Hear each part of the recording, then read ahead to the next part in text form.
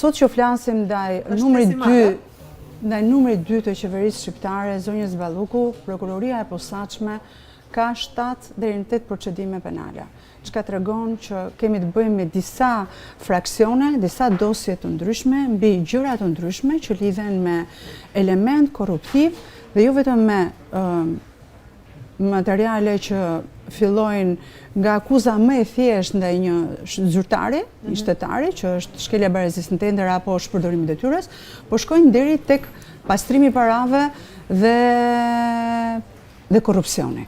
Në materialet e dosjes që është bërë publike, ato gati mbi 40 faqe që u bën publike, ku janë publikuar dokumenta, komunikime që lidhen me procedurat e tenderimeve dhe menaxhimin e kontratave publike në sektor me vlerë të lartë financiare, ne pam vetëm majën e icebergut. Ajo që del në pa nga dosja nuk janë vetëm emrat e personave që janë përfshirë në këtë çështje, por mënyra se si është marrë një vendim i tillë, si janë dhënë kontratat, madje në disa prej tyre janë prishur edhe balancat se çfarë do të ndodh me paratë publike. Pra njerëzit sot që flasim